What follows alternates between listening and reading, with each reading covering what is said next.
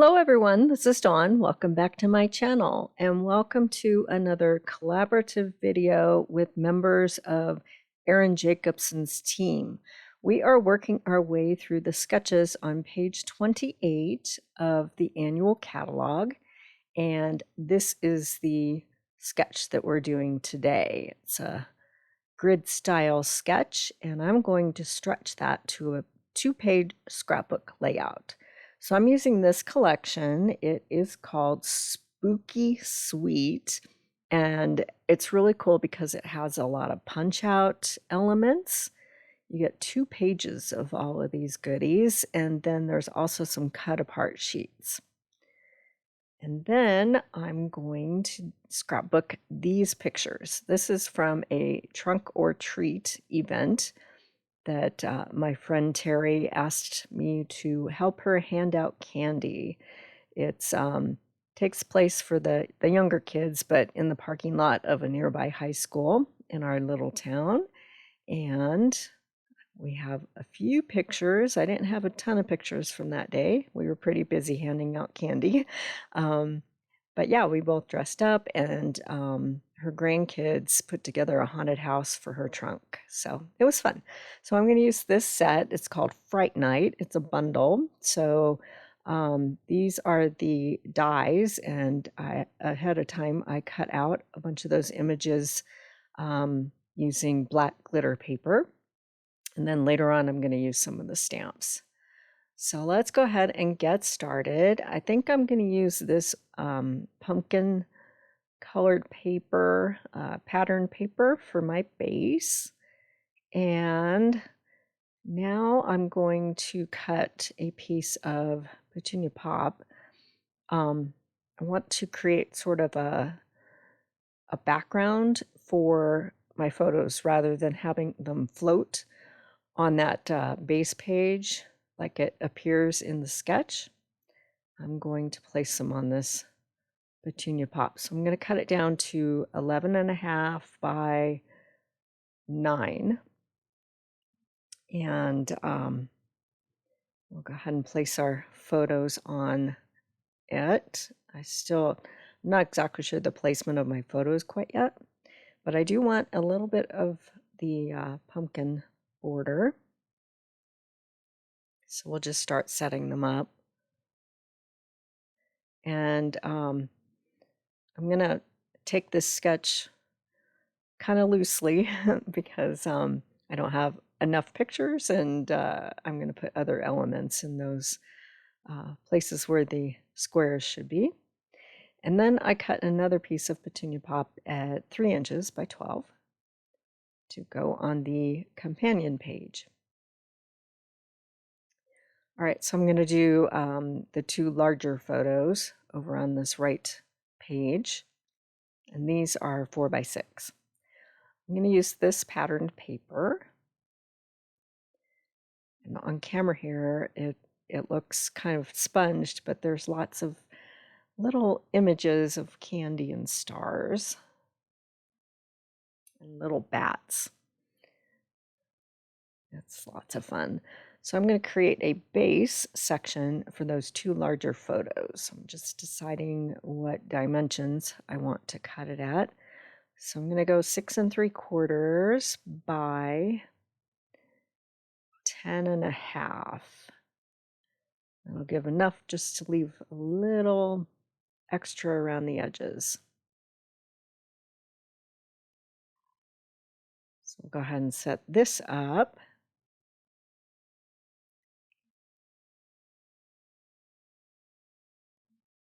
And just deciding, I think I want to have them butt right up against the edge on the inside.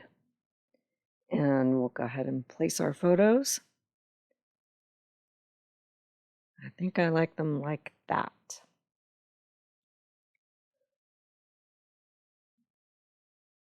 Okay, now I'm going to push that petunia pop over so it looks continuous, and they're lined up against each other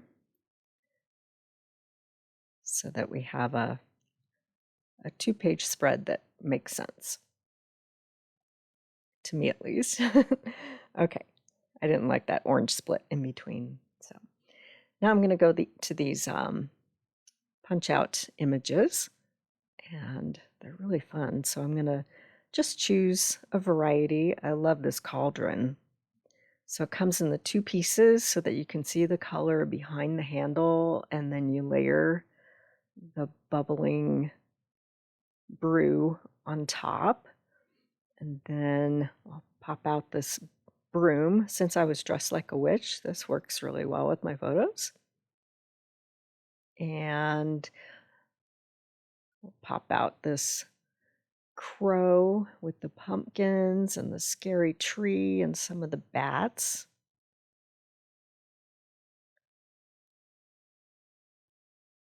Just kind of looking at everything and deciding. There are some images that they're more juvenile cartoon images that would be great for pictures of your kids dressed up in costumes. But I was going for a little bit more adult just because it's just me and my friend Terry in the photos. And yeah, so we'll add this scary tree.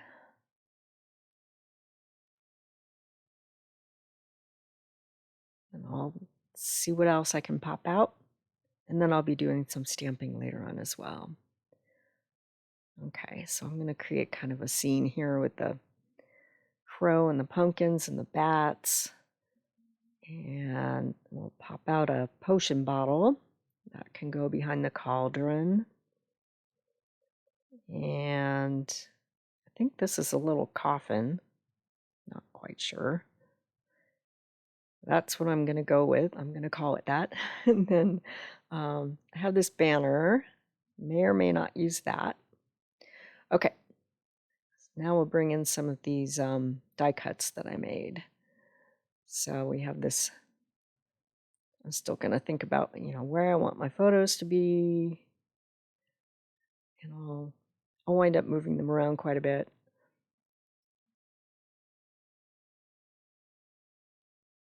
Just deciding. Okay, let's leave those there before, and we'll work in that spider web. We'll take away that banner. Maybe, maybe not. I like this eek. That's going to go in there somewhere. And we'll put the boo on the right page and this creepy spider. All right, we'll move the web and the spider. Okay. All right, so some of this DSP collection also has cut-aparts. So I'll bring that in a second, and I'm going to use some of that paper. And I'm also going to stamp out some of these tags. So first I'm going to bring this cut-apart in, and I like this scary fence portion of the cut-aparts. So I'm going to take that out. And a lot of these images with the cut-aparts, it'd be really quick and easy to make cards if you like to send cards for Halloween. Okay, so I want some of the fence to go behind the spooky tree. So I'm just kind of eyeballing it here. And then the rest of that paper I'm going to put over on the right page. So I think we'll go right there. And we'll go ahead and cut it and slide it behind. So we have our little spooky scene right there. Okay. And then the other part of that, I will work into the right page. Okay, so I cut 2 more squares of that matching paper to work into my grid. And then I moved my cauldron scene over to the right page. Have lots of small elements, but sometimes you can go a little crazy with that. So, okay, I'm going to bring my Misty in, and I have some white cardstock, and I'm going to stamp some of these images from Fright Night. And these tags, they have coordinating dies. So we'll start out with the stripes. And we'll place that in the Misty. And I forgot that I had a kind of a sticky surface there, so we'll remove the coating first, and then we'll put our paper back in. Okay. So we'll line this up and pick it up with the door of the Misty.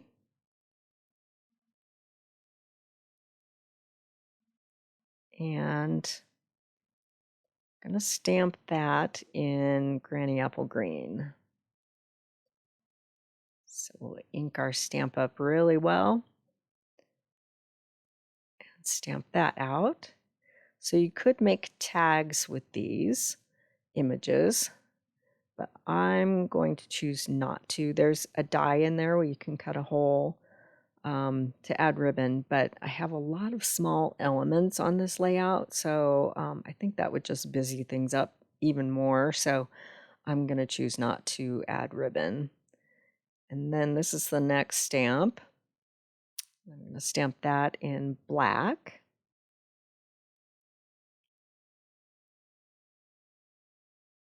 And then off camera, I'll cut them out. So we'll get this inked up really well.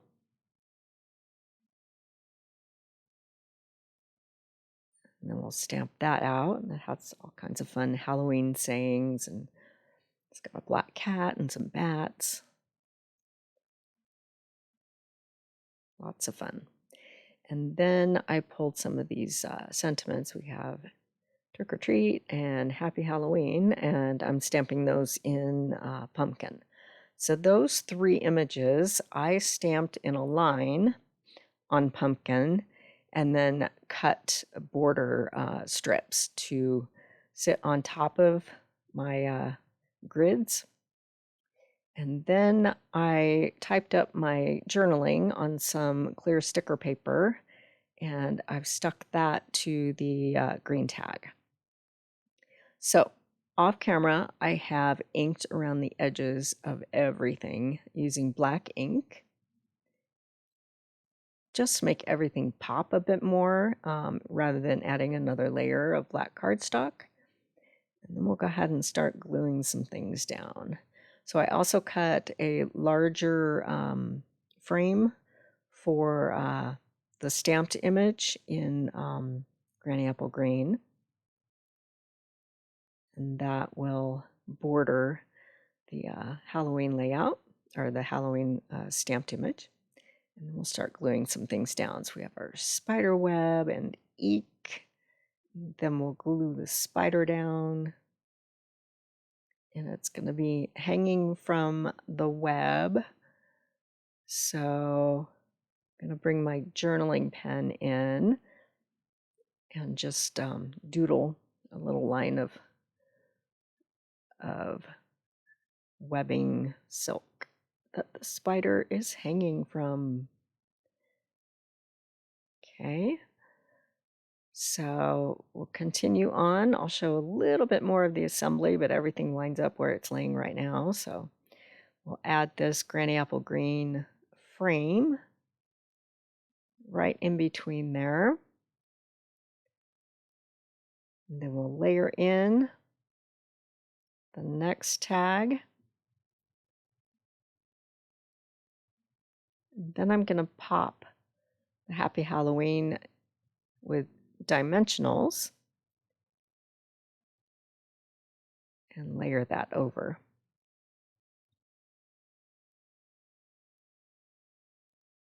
And a trick for getting those protective coatings off of the dimensionals, just use the pick on your pick tool. Makes it so much easier to get those off. And then we have that Happy Halloween popped up. This for dimension and interest. Okay, so I've glued everything else down, and this is a super old product from Close to My Heart, but Stampin' Up! Does have another product, and I'll put it in the description below. They're foam images that you can, embellishments that are part of this collection, and you can get those to add instead of these star dots that I have from Close to My Heart. So I'm going to just scatter a whole bunch of those around. So I will put the playlist in the description below for all of the videos. We're working our way through all those sketches from the catalog. And yeah, check out the playlist and see what everyone else has done using this grid sketch. It's lots of fun. It's so much easier to create your layout with a sketch. And I will have still photos of this layout over on my socials. Links and more information is in the description below. And if you haven't subscribed yet, please hit that subscribe button. I'd sure appreciate it. And then you'll be able to find all of my videos. And thanks for watching.